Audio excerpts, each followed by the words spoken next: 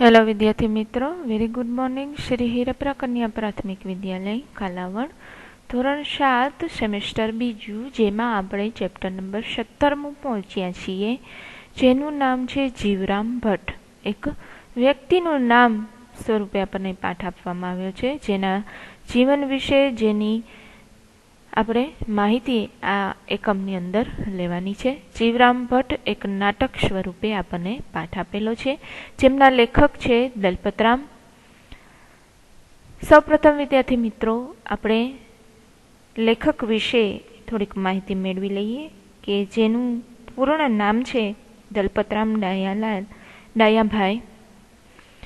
હવે તેમનો જન્મ ઈસવીસન 1820, અવસાન ઈસવીસન 1898. કવિ દલપતરામ ડાયાભાઈનો જન્મ સુરેન્દ્રનગર જિલ્લાના વઢવાણામાં થયો હતો. અર્વાચીન ગુજરાતી સાહિત્યના આરંભકાળે દલપતરામની પદ્ય અને ગદ્ય પ્રવૃત્તિ અનેક રીતે ધ્યાન ખેંચનારી બની હતી. એટલે કે દલપતરામ લેખક પણ હતા અને એક કવિ તરીકે પણ તેમણે પોતાનો સાહિત્યનો આરંભ કરેલો હતો. આ કવિ તરીકે એટલે કે આ કવિની કવિતાએ ગુજરાતના સાહિત્ય અને સંસ્કાર જીવન ઉપર ઘણી મોટી અસર કરી હતી. તેમણે કાવ્ય પણ ગુજરાતી સાહિત્યની અંદર આપેલા છે, જેનું સંસ્કાર જીવન ઉપર એટલે કે આપણા જીવન ઉપર ઘણી બધી અસર થયેલી છે. દલપત કાવ્ય 1 અને 2 તેમના કાવ્ય સંગ્રહાયેલા છે. ગમત સાથે જ્ઞાન પીરસે તેવા બાળકાવ્યો પણ તેમને મોટી સંખ્યામાં આપ્યા છે. એટલે કે આપણને રમત પણ થાય, ગમત પણ થાય અને સાથે સાથે આપણને જ્ઞાન પણ મળે તેવા ઘણા બધા બાળકાવ્યો તેમણે મોટી સંખ્યામાં આપેલા છે.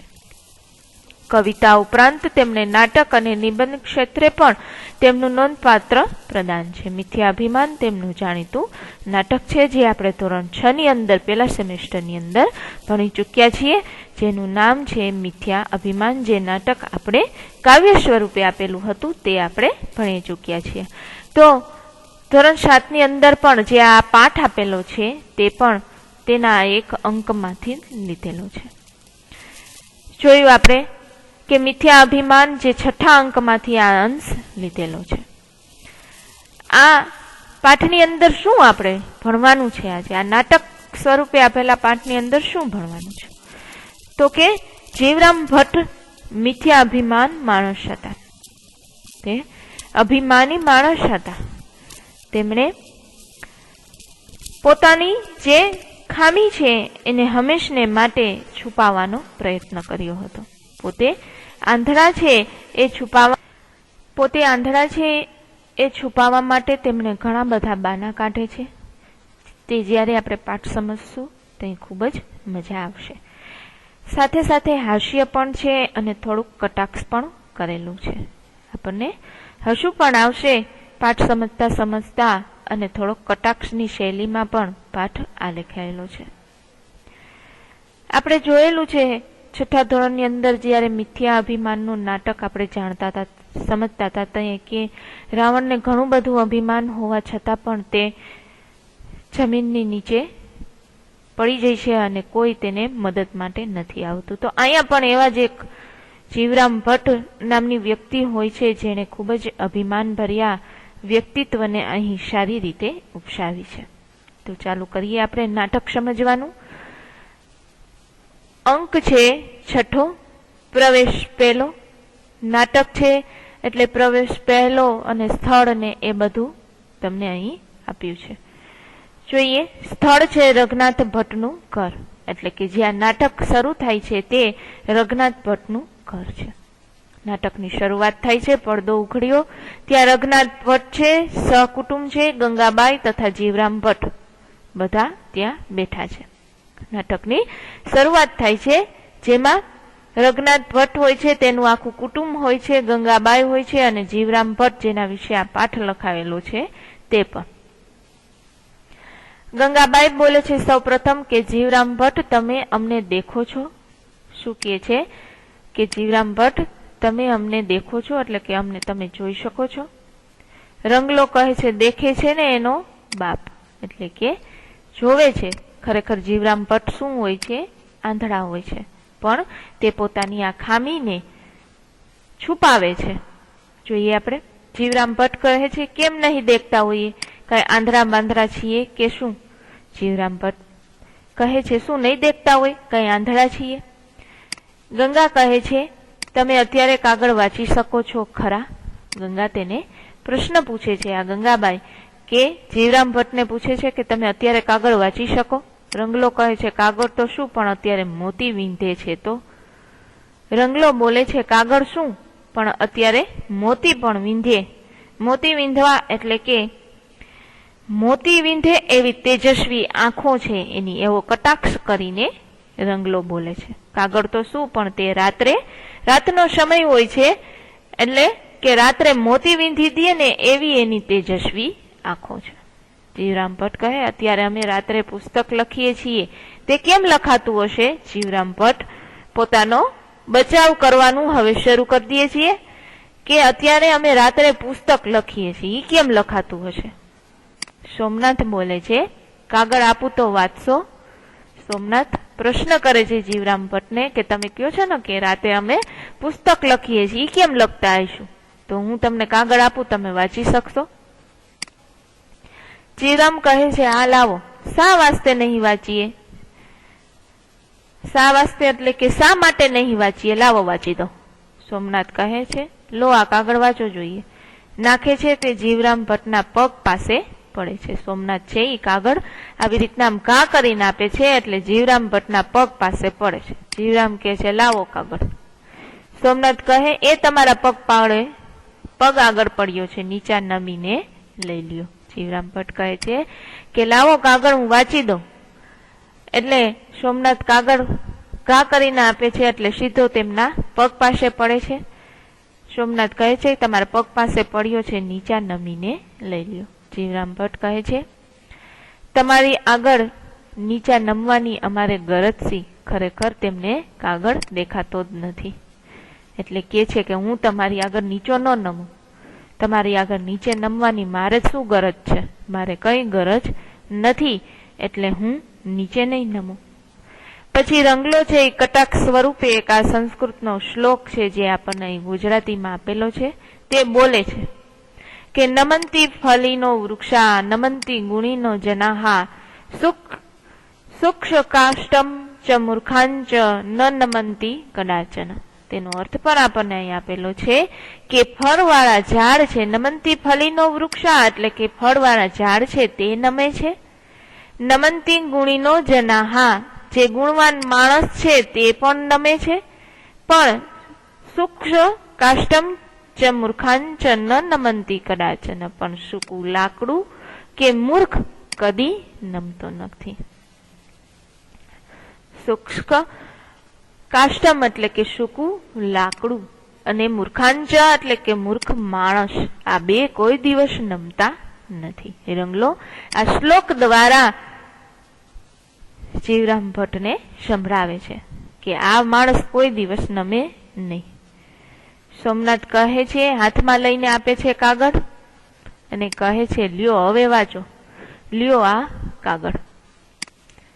રંગલો જોજો ભાઈઓ સુરદાસજી કાગળ વાંચે છે, ખરેખરો વાંચશે કે શું? રંગલો વળી પાછો કટાક્ષ કરે છે કે જોજો ભાઈઓ સુરદાસ એટલે કે આંધળો માણસ છે જેને આપણે સુરદાસ કહીએ એ કાગળ વાંચે છે, ખરેખર વાંચશે જોજો. પછી રઘનાથ માં છે એ બોલે છે સોમનાથને એમાં તો ઝીણા અક્ષર છે, પેલા મોટા અક્ષર વાળો કાગળ વાંચવા આપ્યો હોત તો ઠીક. સોમનાથ છે રઘનાથ છે સોમનાથને કહે છે કે કાગળમાં ઝીણા અક્ષર છે, મોટા અક્ષર વાળો કાગળ આપ્યો હોત તો કંઈક વાંચી શકત. સોમનાથ કહે છે કઈ ઝીણા નથી, આંધળો પણ વાંચી શકે એવા મોટા દીવા જેવા અક્ષર છે. કઈ ઝીણા અક્ષર નથી પણ આંધળો પણ વાંચી શકે ને એવા મોટા મોટા અક્ષર છે, દીવા જેવા. દીવો કેમ આપણને દેખાય ચોખ્ખે ચોખ્ખો, એવા ચોખ્ખા અક્ષર છે. જીવરામ કે આ લ્યો ત્યારે તમારો કાગળ અમારે નથી વાંચવો. ખરેખર વાંચી જ નથી શકતા જીવરામ ભટ્ટ, કારણ કે કેવા હોય છે? આંધળા હોય છે, પણ પોતાની આ ખામીને અભિમાન પૂર્વક છુપાવવા માટે તે આવા ડોર કરે છે. ઘા કરીને આપી દે છે કાગળ કે આલિયો મારે તે કાગળ વાંચવો નથી. સોમનાથ કહે છે કેમ શું થયું? જીવરામ ભટ્ટ કહે છે, તમે કહો છો ને કે આંધળા પણ વાંચી શકે તેવા અક્ષર છે, અમે કઈ આંધળા નથી કે એવા અક્ષર વાંચીએ, દેખ તો વાંચી શકે એવો કાગળ હોય તો આપ વાંચી દો. પાછો પોતાનો બચાવ કરે છે, તમે હમણાં કહ્યું ને કે આંધળા હોય એવા ઈ વ્યક્તિ પણ વાંચી શકે એવા અક્ષર છે, તો હું કઈ આંધળો થોડો છું, આલ્યો નથી વાંચવો, ખરેખર આંધળા જોઈએ છીએ. જે સાજો માણસ હોય, દેખી શકતો હોય એવો માણસ હોય એવો કાગળ હોય ને તો આપો મને, તો હું વાંચી દઉં. હવે ગંગાબાઈ કહે છે, 3 આંગળીઓ બતાવે છે અને કહે છે, જીવરામ ભટ્ટ આ કેટલા છે આંગળા છે કહો જોઈએ. કહીએ તો તમે શું આપશો, પાછો સામે પ્રશ્ન કરે છે. ગંગાબાઈ 3 આંગળી બતાવી અને કહે છે કે આ કેટલા છે આંગળા છે બતાવો. ગંગા કહે, લાખેણી લાડી આપી છે ને, હવે બીજું શું આપીએ, જો અત્યારે દેખી શકતા હો તો કહો. જીવરામ ભટ્ટ કહે છે કે તમે શું આપશો મને, હું કદાચ ઓળખી દઉં કે કેટલા આંગળા છે તો. એટલે ગંગાબાઈ કહે છે કે અમે તમને સુંદર અને સુશીલ કન્યા આપી છે, હવે બીજું શું આપીએ, જો અત્યારે દેખી શકતા હો તો કહો. ખરેખર શું હોય છે, જીવરામ ભટ્ટ ત્યાંના જમાઈ અને દીકરી આપેલી હોય છે, સુંદર અને સુશીલ કન્યા આપેલી હોય છે, હવે શું આપીએ. જીવરામ ભટ્ટ કહે છે, એમાં શું કેવું, લ્યો 5 છે. ખરેખર 5 આંગળા હોતા નથી. જીવરામ ભટ્ટ કહે, એમાં કેવું શું, લ્યો હું કહી દઉં 5 છે. પછી જૂઠા પડ્યા. ગંગા કહે છે કે તમે જૂઠા પડ્યા અને હસે છે. જીવરામ ભટ્ટ કહે, કઈ રીતે જૂઠો પડ્યો, ખરેખર કેટલા આંગળા હોય છે એ આપણને હવે આગળ ખબર પડશે. ત્યારે રંગલો પાછો કટાક્ષ ભર્યો એક દોહરો બોલે છે કે અભિમાનના અંતરે પાસે જો નિજ ભૂલ, તો પણ તેની જીભેથી કદી ન કરે કબૂલ. અભિમાની માણસ હોય છે એ પોતાની ભૂલને જોવે છે, અનુભવ કરે છે, છતાં પણ પોતાની જીભથી કોઈ દિવસ કબૂલ નહીં કરે કે એ મારી ભૂલ છે. અભિમાની પોતાની નજરે અંતરે જોઈ શકે છે કે મારી ભૂલ છે, છતાં પણ કોઈ દિવસ મંજૂર કબૂલ નહીં કરે પોતાની જીભથી કે હું ખોટો છું. આવો એક દોરો બોલે છે રંગલો, આપણે ચિત્રમાં જોઈ શકીએ છીએ. આ જીવરામ ભટ્ટ છે, આ રઘનાથ છે, આ રઘનાથનું આખું ઘર છે, આ રંગલો છે, આ ગંગાબાઈ છે, જે આપણે જોઈ શકીએ છીએ કે આંગળા દેખાડે છે. આપણે પણ ચિત્રમાં જોઈ શકીએ છીએ કે 3 આંગળા આપણે જોઈ શકીએ છીએ, 3 આંગળા બતાવે છે. જીવરામ ભટ્ટ એનો જવાબ આપે છે 5, એટલે ખોટો પડ્યો. આગળ જોઈએ. હવે ગંગા બોલે છે કે 3 આંગળીઓ ઊભી રાખી અને 2 આંગળીઓ વાળીને મેં પૂછ્યું હતું, આપણે ચિત્રમાં જોયું તેમ. જીવરામ ભટ્ટ કહે, ત્યારે અમે પણ એ જ કહ્યું ને, 3 આંગળીઓ ઊભી અમે દીઠી અને 2 આંગળીઓ વાળેલી દીઠી, બધી મળીને 5 થઈ, માટે 5 કહી. તમે ક્યારે એમ પૂછ્યું હતું કેટલી ઊભી ને કેટલી વાળેલી. અહીંયા પણ પોતાનો બચાવ જીવરામ ભટ્ટ કરે છે. એક હાસ્ય સાથે આપણને આ સરસ મજાનો પાઠ લેખકે આપેલો છે કે 3 આંગળીઓ ઊભી અને 2 આંગળીઓ વાળી અને મેં તમને બતાવી હતી. એટલે જીવરામ ભટ્ટ કહે છે, મેં એ બધી ગણી અને તમને કહી દીધું કે 5 છે. સામાન્ય રીતે એટલે તો ખ્યાલ હોય કે એક હાથની અંદર 5 આંગળીઓ હોય, એટલે એને બધાનો સરવાળો કરી અને કહી દીધું કે ભાઈ 5 આંગળીઓ દેખાય છે. પણ તમે એ નહોતું પૂછ્યું કે કેટલી ઊભી ને કેટલી વાળેલી. સોમનાથ કહે છે, 5 આંગળા ખુલ્લા રાખીએ ને વારું, આ કેટલી આંગળીઓ છે કહો જોઈએ. હવે સોમનાથ છે એ 5 આંગળા ખુલ્લા રાખે છે, એટલે આખી હથેળી આમ ખુલ્લી બતાવે છે. હવે કયો કેટલી છે. જીવરામ ભટ્ટ કહે, બીજી તરફથી ગણે છે, આ 1 2 3 અને 4 છે. આમ પાછળથી ગણવાની શરૂઆત કરે છે કે આ 1 આ 2 આ 3 ને 4. ખરેખર દેખાતું જ હોતું નથી, એટલે ખોટી રીતે આવું બતાવે છે. સોમનાથ કહે, જૂઠા પડ્યા. જીવરામ કહે, શી રીતે જૂઠો પડ્યો, એમ કદી જૂઠા પડતા આવીશું. પોતાની ભૂલ છેટ સુધી સ્વીકારતો જ નથી. જીવરામ કહે, શી રીતે જૂઠો પડ્યો, એમ કઈ જૂઠો પડીએ જ નહીં અમે. એટલો તો પાછો આત્મવિશ્વાસ છે કે એમ કોઈ દિવસ જૂઠા પડીએ જ નહીં. રંગલો પાછો ઉપજાતિવૃત્ત એટલે કે પાછો એક શ્લોક અહીંયા બોલે છે કે વાચાળ જો વાત વૃથા જ થાપે તથાપી તે સત્ય કહી જ આપે, ભરી સભામાં શતવાર ભૂલે તથાપી જીપે કદી ના કબૂલે. વાચાળ કદી બંધાય જ નહીં. જે બોલ બોલ કરતા હોય વાચાળ એ કઈ દિવસ બંધાય જ નહીં. ગમે તે રસ્તે થઈને તે નીકળી જ જાય, ક્યાંય પકડાય નહીં. વાચાળ વ્યક્તિ, તૈયાર વ્યક્તિ, ચાલાક વ્યક્તિ હોય એ કોઈ દિવસ બંધનમાં આવે જ નહીં, ગમે તેમ કરી અને પોતાનો રસ્તો કાઢી લે. પણ હવે જીવરામ ભટ્ટ શંકડાસમાં આવ્યા છે, એટલે કે ત્રિશટમાં આવ્યા છે. હવે જીવરામ ભટ્ટ પકડાઈ ગયા છે. હવે છૂટી શકે એવો કોઈ પણ રસ્તો મને લાગતો નથી. હવે તે કોઈ દિવસ જૂઠા ઠરી ચૂક્યા છે. હવે એ પોતાનો બચાવ કરી શકશે નહીં. જોઈએ હવે શું થાય છે જીવરામ ભટ્ટનું. જીવરામ ભટ્ટ કહે, તારા જેવા ઠગ અમને જૂઠા કહે તેથી શું, પણ અત્યારે જ્યારે ત્રાહિત લોકો કહે ત્યારે ખરું.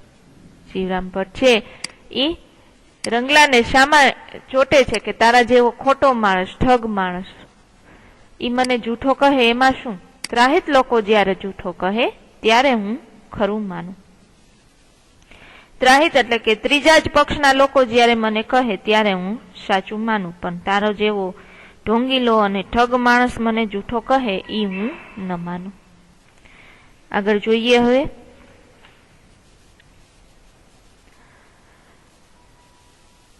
રંગલો પાછો કહે છે, ત્યારે હવે તમારું સાચાપણું સાબિત કરો જોઈએ.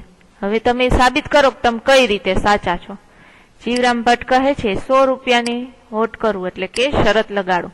જો અમે જૂઠા ઠરીએ તો તને 100 રૂપિયા આપીએ, અને જો તું જૂઠો ઠરને તો તારી પાસેથી 100 રૂપિયા અમે લઈએ. હવે શરત લગાડે જીવરામ ભટ્ટ. જોજો વિદ્યાર્થી મિત્રો કે હવે શું થશે.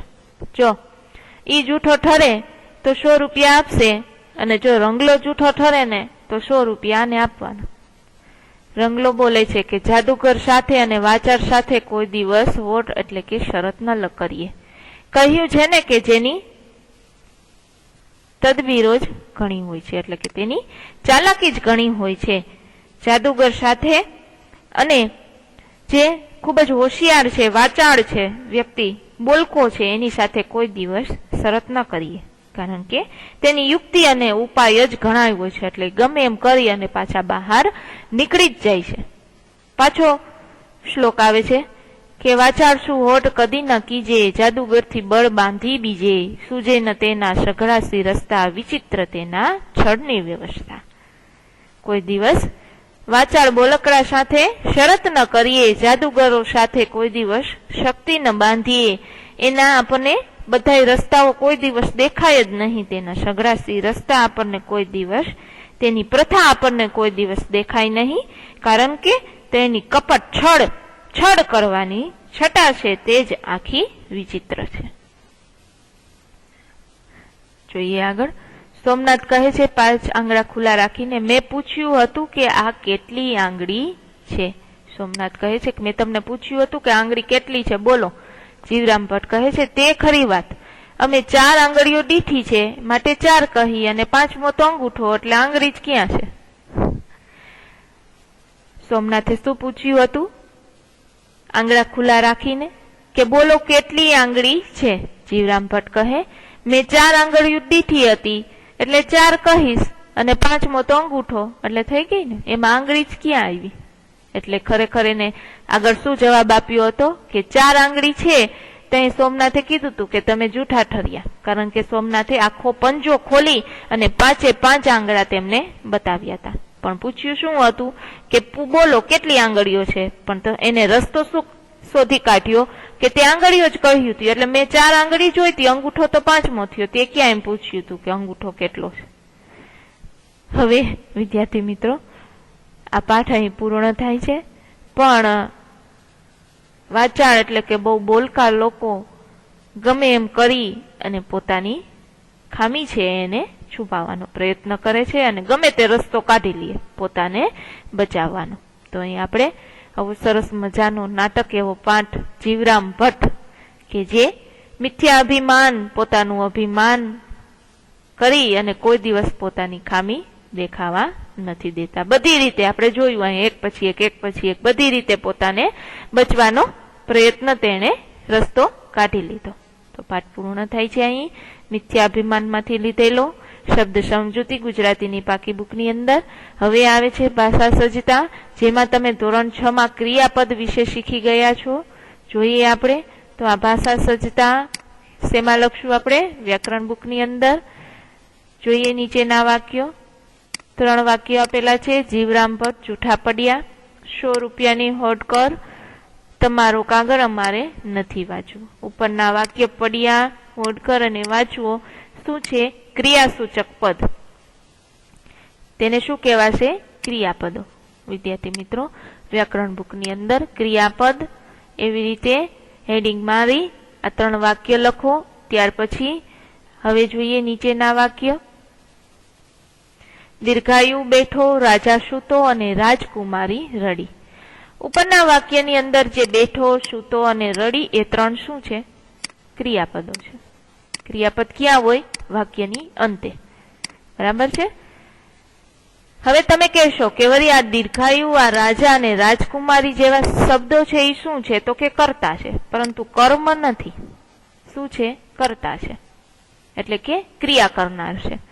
હવે ક્રિયાપદ હોવાથી તે વાક્યનો અર્થ સમજાઈ ગયો. વાક્યનો અર્થ પૂરો કરવા માટે જે ક્રિયાપદને ક્રમ લગાડવાની જરૂર પડતી નથી તેને શું કહેશું આપણે? અકર્મ ક્રિયાપદ. આ શું છે? બધા અકર્મ ક્રિયાપદ છે કે જેને આગળ કર્મ લગાડવાની કોઈ જરૂર નથી પડતી. એટલે કે આપણે જે આગળ વાક્ય વાંચ્યા એવી રીતે વાક્ય લખવાની કોઈ જરૂર પડતી નથી.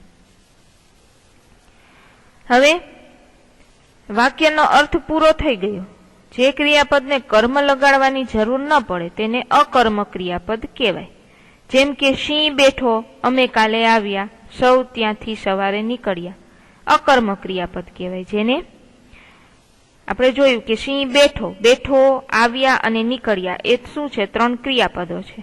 પણ સિંહ, અમે અને સૌ એ શું છે? તો કે કર્તા છે. એવી રીતે અહીંયા પણ એમ જ છે. બેઠો, સૂતો અને રડી એ ક્રિયાપદ છે.